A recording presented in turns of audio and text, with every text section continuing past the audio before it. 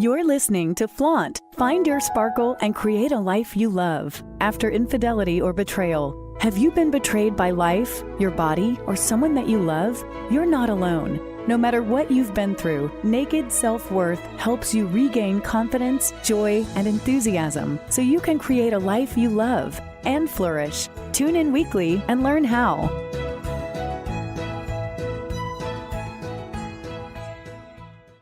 Hello and welcome to Flaunt. Find your sparkle and create a life you love after infidelity or betrayal. Today, we are going to talk about mapping out the betrayal recovery journey. Not only about mapping out the betrayal recovery journey, but the techniques that I'm going to teach you today will help you map out any journey. This is January. And January is the month that people set New Year's resolutions. And if you've listened to my last couple of shows, you will know that I am not a huge fan of resolutions because resolutions set you up to fail, because there's all this hype and there's all this like, oh, everything's going to change and blah, blah, blah. And then only 9% of people keep their resolutions. Part of the reason that I dislike resolutions, and part of the reasons that resolutions fail, is because people have failed to map out the journey of change. So whether that journey of change is, I want to lose 20 pounds, or I want to get in shape, or I want to quit eating sugar, or whether that journey is, I want to figure out if I'm going to stay married. I want to figure out how to live life on my own. Or I want to figure out if this marriage can be saved. Or I want to figure out how to feel good again, how to regain my confidence, how to not feel broken and shattered. It doesn't matter what your journey is. The steps and the process of mapping out that journey in order to really have that change be effective and lasting are the same. Now, there are so many different theories of behavior change. You might know this. I have taught fitness classes since 1988. And one of the things that you have to do when you're teaching fitness classes is you have to take continuing ed credits. It's just like with so many other different things, you need to stay current. And one of the things that I love is theories of change, like theories and models of behavior change. And whenever I get the opportunity, I will take a continuing ed class in changing behavior because it's fascinating to me why there is that gap, why there is that disconnect between what we say we want and then what we really do. And let me tell you, we all have it. Every single one of us will do something like say, I'm not going to drink wine. I'm not going to eat sugar. I'm not going to do whatever it is. And then pretty soon we're doing it. And it's just fascinating. And instead of leaning into the shame or the guilt or the embarrassment around that, what's important is recognizing and realizing that 1, change is hard. 2, it's hard because most often we don't understand these models of change and how to apply it ourselves. And 3, you don't need willpowers of steel. You don't need somebody standing over you with a whip. You don't need all of these different things. You can help yourself create change. And that's what we're going to talk about today. Because, like I said, it's January. This is the month of change. And leading up to my incredible retreat, I want you to have all the tools and all the skills necessary so that you can make 2023 the year you want it to be. Specifically, I want you to be fully who you are in 2023 and beyond. And like I said last week, the way to do that is by resonating at that frequency. The way to do that is by deciding and determining what is your intention. How do you intend to be in 2023? And then today's class, today we're going to talk about how you map that out. So if you haven't already listened to last week's show, I highly encourage you to do that because it's really a deep dive into intentions and what an intention is and how you set it and how you exude that intention and how you be that intention, even in the face of evidence that is contrary. Now, today is about mapping that journey. So, think about a map. Think about a map. It is a physical map, a digital map, but it's direction. It's got where you're at right now, your location tag, and it's got a little tag on where you want to be. And then, whether it's GPS or it's a paper map, there's different alternate routes to get there. And what's great about like Google Maps is it'll tell you, oh, there's a slowdown here, or there's a speed trap there. And you can say, oh, okay, I'll be cautious. I'll slow down here. I will, in flaunt terms, and navigate the negative. Or you will say, ooh, this is a really bad slowdown. And sometimes it'll pop up, do you want to take an alternate route? And then you can tap yes or no. Or you can set a destination that's different to where you want it to go. Like you can say, find the nearest coffee shop, and you can take a little detour to a coffee shop. Or you can add a stop along the way. And then, bing, the new map is calculated for you. And it tells you where you need to go and what you need to do. We drive like that now. We drive like that all the time. But we don't live our life like that. Why would you give your life less planning than you would given a trip, say, up to the mountains or to a neighboring town? Or even if you're like me, I'll use my GPS even if I know where I'm going, just because I want to be aware of what's ahead. And also sometimes it's easier not to have to think. It's nice to have that little reminder. You turn right, you get in the left lane. So my question to you is, why would you give less attention to your life, to the meaning of life, than you would to a trip to the mall? It all has to do with mapping. So, what were the two things that I said earlier? The two things that are most important on a map are your location tag, where you're at, and then where you want to be. Once you figure those two things out, then you can figure out, do I want a detour along the way? Do I want to take the scenic route? Do I want to avoid highways? What is it that I want to do? Last week, we set your intention. That's where you want to be. That's how you want to be. You want to be safe. You want to be calm. You want to be happy. You want to be clear. Whatever it is, that is your intention. So, how are you now? You have to get really clear about how you are now. If you want to be safe and you're really feeling unsafe, you need to know that. That's your location tag. If you're sometimes safe and sometimes not safe, that's your location tag. If you're in tears, if you're in denial, if you're in grief, the golden center of flaunt is AU, and it stands for accept unconditionally. And that is finding your location tag and admitting it.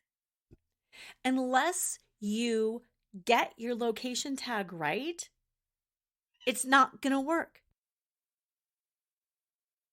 Unless you're honest about where you are, it's not going to work.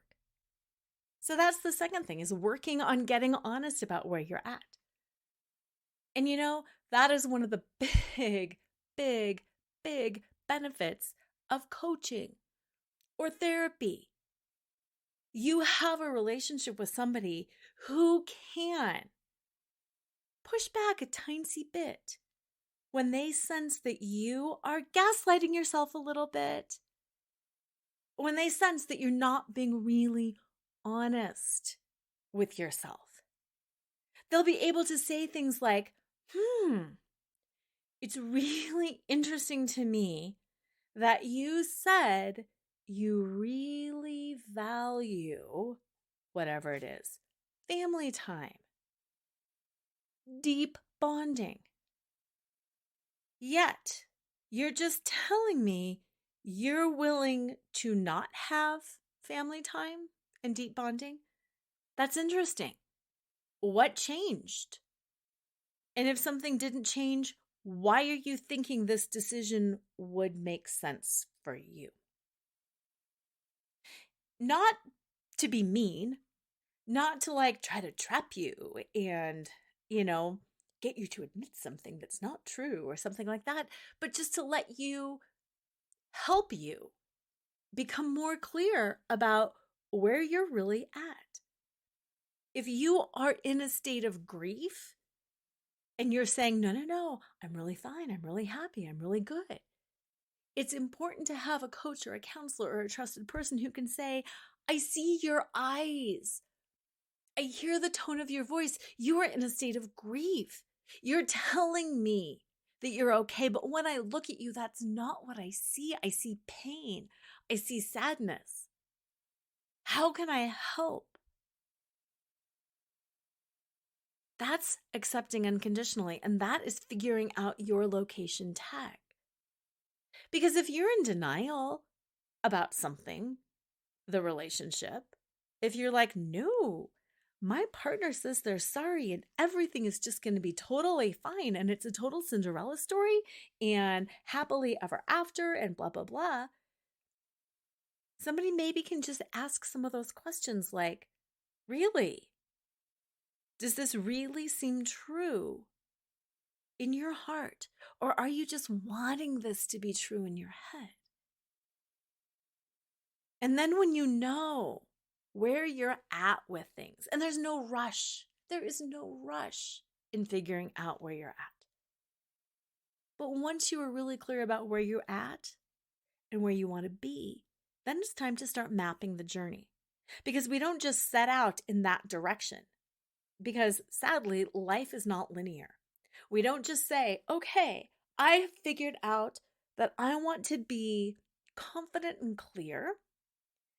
And I have really figured out that I am feeling insecure, broken, and my thoughts are really muddled. And I'm still having a hard time telling reality. Perfect. You figured those two things out. That is the starting place. But what's your most immediate next step? What is your most immediate next step? So often we want to launch to the ending. We're like, I know, la la la, this is going to work. I'm just going to go do this and I'm going to be confident and clear. And to be able to do that, I need red nail polish and a new condo. And no. What about all the steps along the way? Otherwise, it's spiritual bypassing. Otherwise, it's false positivity. Otherwise, you're going to prop yourself up and you're going to make all these decisions and you're like, yes, I'm in my power and I'm confident and I'm clear and I've decided to leave him and I've decided to get my own place and I've decided I'm going to do this and da-da-da-da-da. And 9 months later, the crash is going to hit because you didn't map the journey and you didn't take all the steps along the way that will support you. It's that scaffolding. You leapt to the top without a safety net, without support, without structure. Or you will start taking all these little steps in all the wrong directions. I know what I'm going to do. First thing I'm going to do is I'm going to get on a dating app. Well, how is the dating app necessarily going to get you from muddled and insecure to confident and clear? How is that dating app going to do that? And then you'll say, it's just what I needed to do, but it didn't work. So now what I need to do is I need to lose weight because I feel really not confident in my body. So now it's about weight. And then you'll muck around in the weight loss thing for a while you're messing around with the dating app, and you'll say, oh my gosh, this is not it. I am not feeling confident and clear. I'm actually feeling more insecure because I haven't dated for years and I don't understand this world. And then you're going to say, it just doesn't work. It just doesn't work. It's not that it doesn't work. It's that you've taken two random disconnected steps. Maybe losing weight and getting in shape is a step that you're going to do somewhere along the way. Maybe getting on a dating app and exploring and going on dates is going to be something that you're going to do along the way. But they're probably not your most immediate next steps. Your most immediate next steps might be things like being quiet for a while, getting comfortable being alone. One of the things that I do a lot in my individual one-on-one coaching is mirror work. I literally have women look in a mirror, lean into the mirror, look into their eyes, say things to themselves. What I see in you is a woman who feels broken, but I see her power and spark underneath. That might be your first step. Being comfortable alone. Speaking to yourself in the mirror. A first step might be dealing with your parents, your kids, or other relatives who you still are not comfortable being yourself around. It might mean telling your kids, I can't be supermom anymore. I never was supermom. I just killed myself to do that. I did everything for everyone and I sacrificed myself because that was my belief. I believed the good women did this. And you know what? I've been dying inside a little bit every day. I love you and I love doing things for you. And I love this whole motherhood thing, but I need to nourish me. I need a break from the activities. I need adult friends. I need to nourish myself. Those might be some of the steps. It might be telling your parents, thank you for that piece of advice. I will take it under consideration. And I'm also beginning to trust myself. I've spent my whole life listening to other people, taking other people's advice, and it's time that I make my own mistakes and I make my own decisions. And I'm fully aware that I might make mistakes and it's okay. I'm giving myself grace to do that, and I ask that you give me the space and the grace and the compassion to do the same. Thank you. If you need help scripting out a response like that, that's something I can help you with. That's something a counselor can help you with. That's something a really wise friend can help you with. Things like that might be your most immediate next step, not leaping to a dating app, but cleaning up some of these things in your past.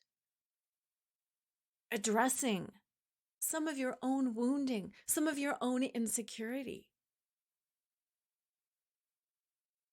That might be your most immediate next step. Reading a book, having a consultation with a lawyer, meeting with a financial planner, educating yourself about finances.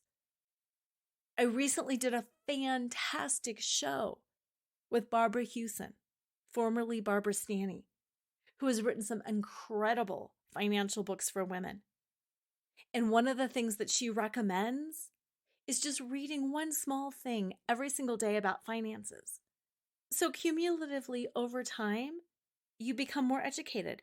It might be as simple as like checking out the interest rate or Googling, how does a savings bond work?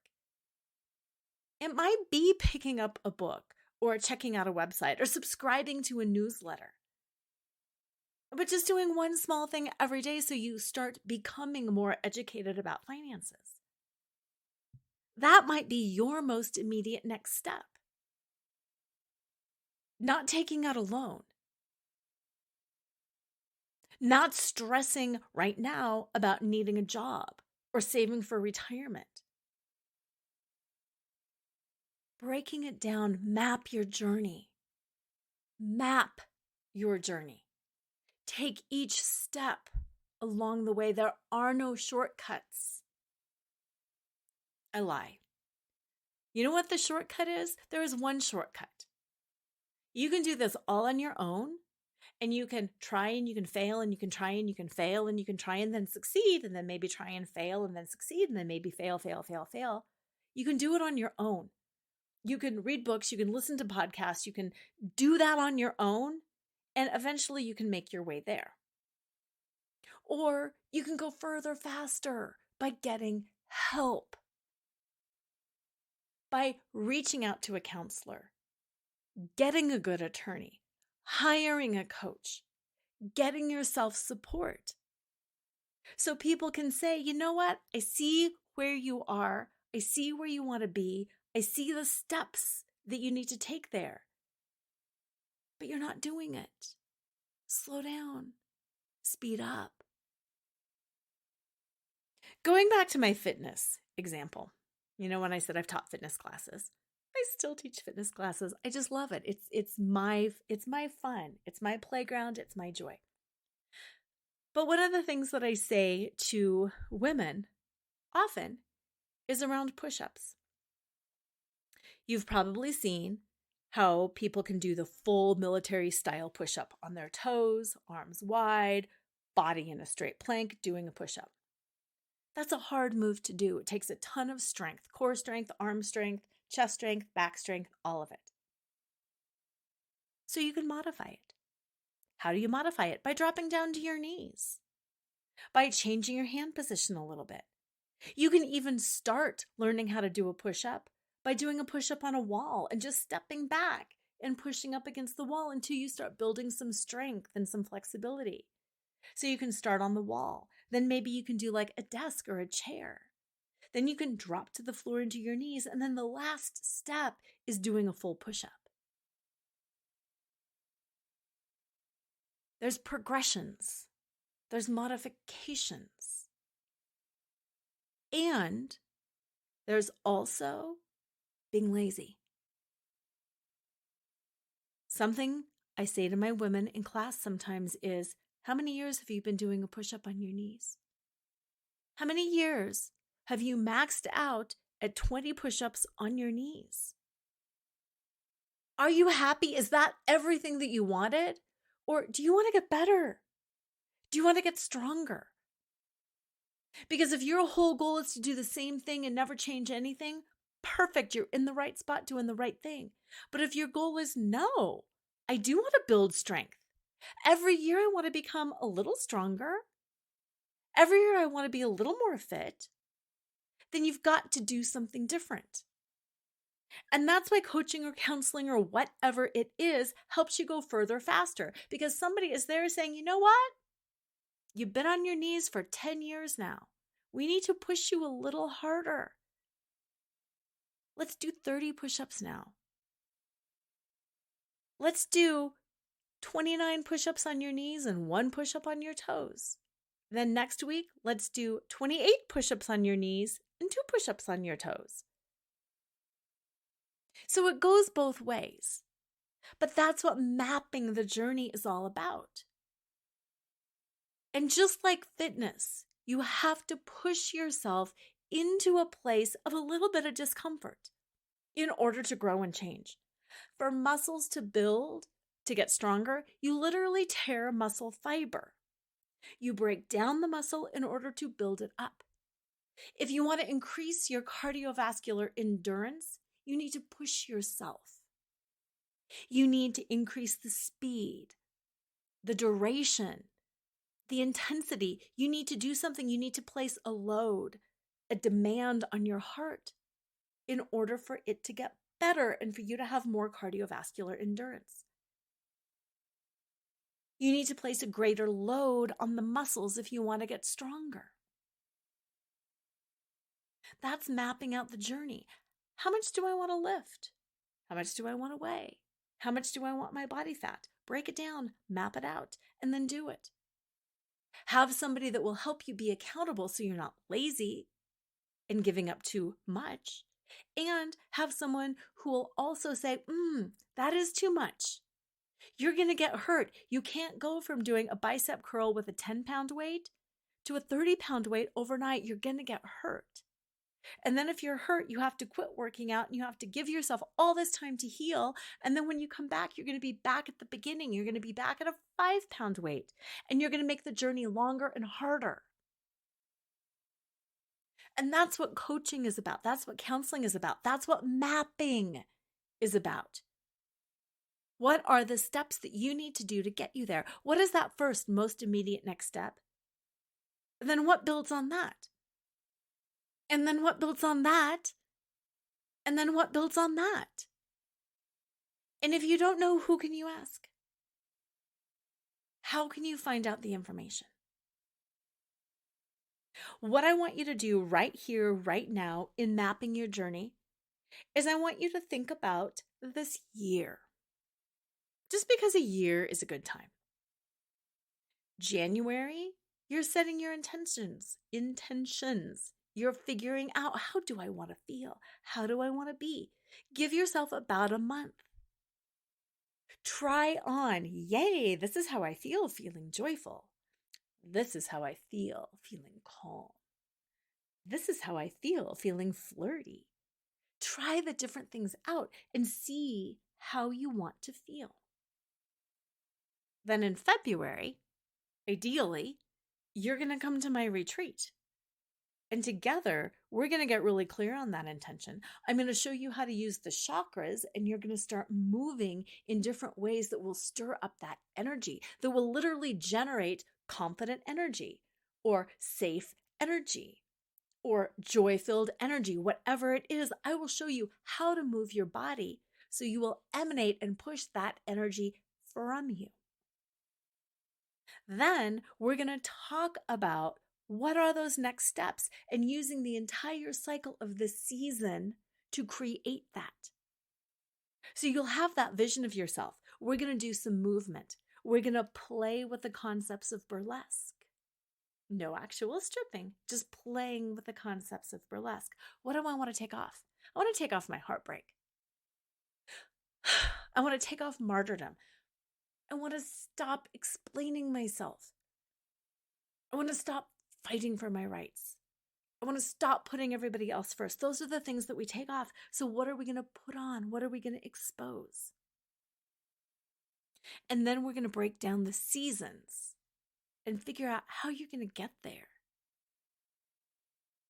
So that's February. Then we've got March. March, at least in Colorado, is a tricky month.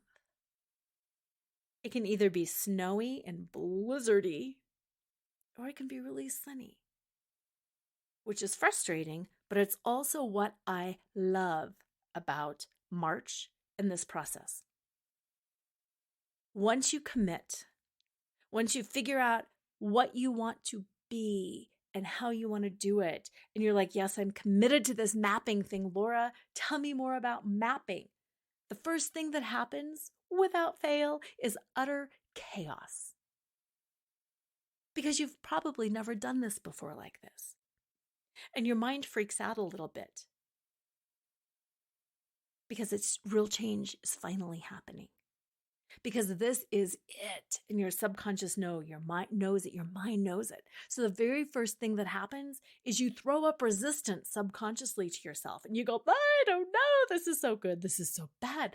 I am amazing. I'm awful. This coaching really works. It's incredible. Oh my God, this is the stupidest waste of money ever. You will bounce back and forth because your subconscious mind knows real change is happening. Did you know that the mind perceives all change, even good change, as a threat? The primary job of the brain, of the nervous system, of the body is to keep us alive. And as long as we're alive, we're in the state of status quo and the mind says, this is good, I'm alive, I'm not being chased by a saber-toothed tiger. I am alive and I am safe, so this is good, and I'm going to do everything within my power to keep us here. When I was practicing law, way back in the beginning, when I was doing the divorce stuff, I learned a statistic, and I'm not sure if it's still totally the exact same as it was back then, but my guess is it's pretty close. They said, on average, a woman who is being abused by her domestic partner, and I don't mean emotional abuse, I mean hardcore physical abuse, sending her to the hospital type of abuse.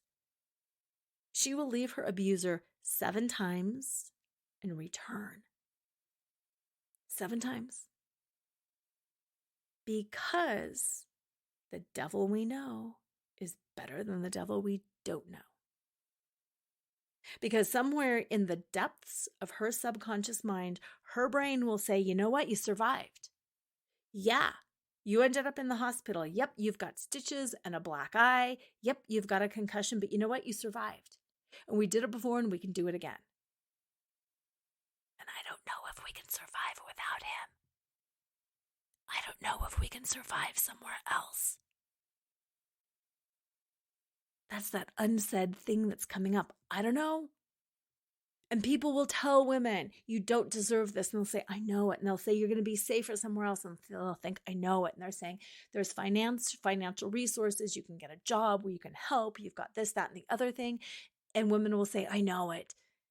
And in their minds, they know it. But somewhere in their subconscious, the mind is saying, you don't know it. You might die. You might not be safe. You better stay. You know you can handle this. You've got his number. You know how to manage his temper. You know how to manage his drinking. You know how to manage whatever it is.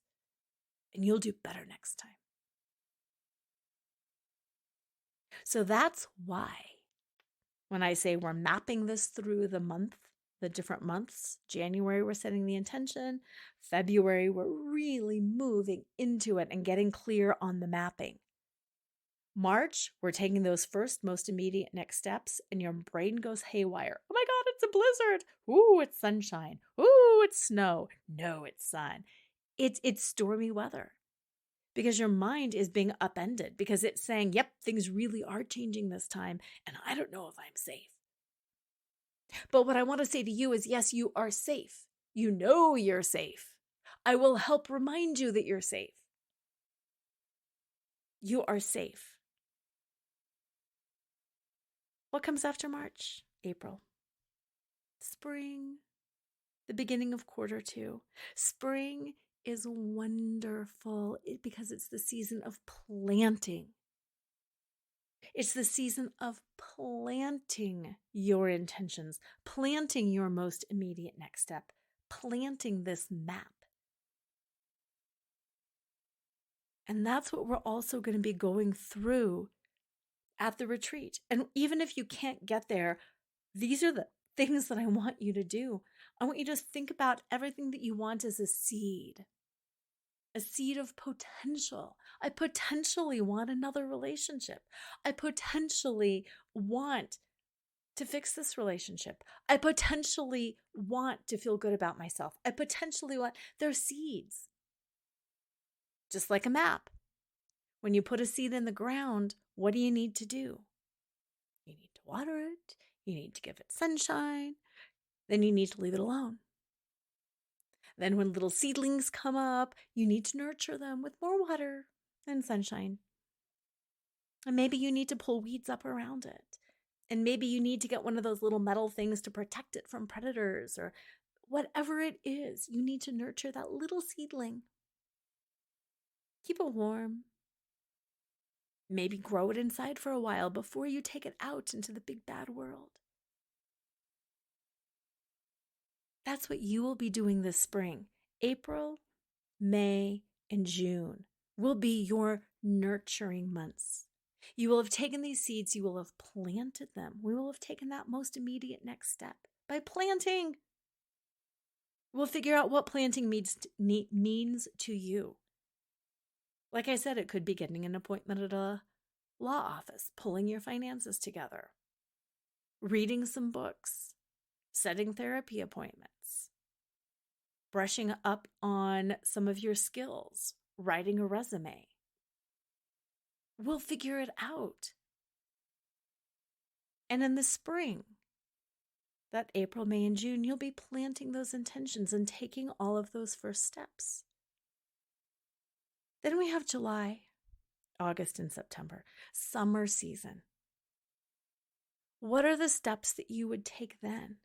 What are the steps that you will have taken once these seedlings start to sprout? Some might die. Some might not make it. Some you might think, I don't really want those anymore. This isn't what I thought it would be. Instead, I want, and you might have to go back and replant something else. But summer is the time of seeing what's coming up, seeing what's sprouting, enjoying it, seeing the reward of your labors. Summer is where you get the confidence because you'll say, you know what, I did it. It was that stormy March, end of winter. Everything was haywire. I really dug deep. I mapped it out. I have these seedlings. I have the intentions. I figured out my most immediate next steps and I took them. And from those steps, I saw what the next step was and the next and the next. And now I'm getting some results. And now I can evaluate if I like those results or if I don't like those results. And here's another place where people sometimes get tripped up. They'll say, I didn't like these results. This isn't what I wanted. I'm such a failure. No. This is information. All of life is an experiment. Unless you experiment and unless you try, you're not going to know. There's so many different things out there that look one way, but maybe don't work perfectly the way you think they should for you. Experiment. It's not a right, wrong thing. It's not a failure. It's an experiment. Did this work for me? Did I like it? Sometimes people will say things like, I started going to church again because I thought it would really help, and then it didn't, so I quit. Okay. Really good experiment. I'm really glad you tried it. Now let's analyze. Why didn't it work? What does work mean anyway? Was it the congregation? Was it the pastor or the minister? Was it the drive? Were you expecting something from it that it couldn't give you? What did you want it to give you? Did you want community from it? Let's analyze it and figure that out. Did you separate from your spouse and now you're feeling wistful? Did you stay together and now you're having second thoughts? Let's evaluate. That's part of the map. Part of the map is pausing and evaluating. First things are, what are my most immediate next steps and the next few steps? Now it's time to pause. Summer is that pausing season. Those are 3 months that I want you to start pausing and evaluating. Yes, this worked. No, this didn't work. I think I can try a new church. I don't know. I'm going to get a different counselor. This counselor just doesn't seem to be meeting my needs. Wow. I thought my husband was remorseful and was really showing up in a strong, powerful way. But suddenly we're back to the same old habits. And I am so not going there. And now I don't know what to do because I thought reconciliation was going to be the thing. And now I'm thinking, he's just totally lying. And I can't do it. And now I have to look at divorce. Do you need to deal with some of your own emotions? What do you need to replant now? And that's what those next few months are about. Then comes the fall. October, November, December, roughly. This is the map. What is coming up next? What's coming up next is You figured out where you were. You figured out how you wanted to be. You learned how to be that. You learned how to vibrate and emanate and project. You learned how to be that emotion. You planted seeds. You took those next steps. You mapped the journey. You reevaluated. You looked. You discerned. Discernment is one of my favorite words because it's so powerful.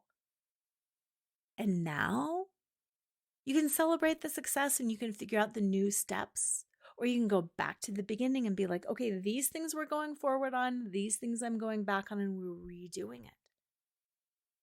That's where things fall away in the fall. What falls away? What was really fruitful? What was really helping me with clarity?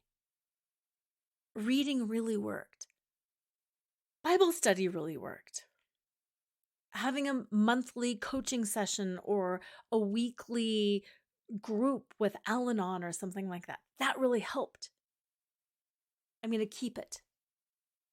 But these other things didn't. They need to fall away. I tried, and now I need to let go. One thing that I hear so much, is how much do I try? I can't walk away without trying. I can't do this without trying. I'll always regret if I don't try. Yes, you're right. Try. If it's in you to try, then try. But you also have to know, when is that natural letting go place? When do you say, yep, I tried and we're done? Versus, well, I tried this and I tried this, and 10 years later, you're still trying things? I'm trying to better myself. I'm trying to be a good wife. I'm trying. Really? That's a wasted life. The whole Star Wars don't try, do, with Yoda telling Luke Skywalker he needed to raise, was it the Millennium Falcon out of the swamp? And Luke says, I'll try. And Yoda says, don't try, do. And that's what the fall season is about. That's what these next 3 months are about. It's about figuring out, yeah, I did try, and now I'm done. I'm doing something different. I tried to save this marriage, and now I'm done. Or I tried to walk away, and now I still think there's something there and I need to go back. Or I tried whatever it was, working with this therapist. I tried working at this church. I tried reading books and doing podcasts. I tried all these things and it didn't get me where I wanted to go. So now I'm letting it go. And that's a really difficult place to be. And here's why. I had my business coach tell me this once, and I've heard it in other places as well, but it's so powerful. The root word of decide is side. Side means to cut off, to put to death. Suicide, decide. That root word side is to terminate. Because instead of 2 paths, you cut yourself down to 1. Instead of 3 paths, you cut yourself down to 1. Instead of 10, you cut yourself down to 5. It's that letting go. It's the deciding. And that's what those next 3 months are about. Taking an honest look at your life. Having those come to Jesus meetings with yourself, with your coach, with your counselor, with your friend, with your partner. Hey, you and I both know this is not working the way we thought it was going to work. I tried this, and now I'm not trying anymore because I know. Something that's really powerful, and I just want to insert this right here, is we gaslight ourselves a lot. We want to live up to an image. We want to live up to the idea of who we are and what our lives are like. And sometimes it feels like it's so much harder to be honest than it really is. When in reality, when we can just sit down with our partner, with ourselves, and be like, you know what? Here's the truth. The T in flaunt is trusting in your truth, but you can't trust in your truth until you speak your truth. The fall is where you decide, where you get radically honest and you say, I'm happy to stay together for the kids, for example. But I'm not happy being in a partnership with you. I need more of a roommate type situation. I don't need animosity and anger. I'm fine with you actually even dating. Just don't bring anybody home. And even though I'm not interested in dating at this moment, I am opening myself up to friendship and connection. That's just all by way of example. It's clear. It might mean saying something like, the personal growth that I have had has really made me see that for years, I feel like I've been dying inside, and I haven't known why. And I really want and deserve to set myself free. And I'm sorry. And it makes me sad because I know that might be something that you're not expecting. But here's how I need to navigate that. And here's what I want to do. And let's have a conversation around that. It might mean just lying in bed at night and talking to yourself and saying, you know, you're pretending. You know, you're faking this, and that's okay. I love you. I accept you. And we'll get through this together. But that's the next step in the journey, is cutting off. You figure out where you are. You figure out where you want to be. You set that intention. You figure out those first immediate next steps. Then you reevaluate what works, what doesn't work, how do I want to go back? And then you decide and you cut some things off.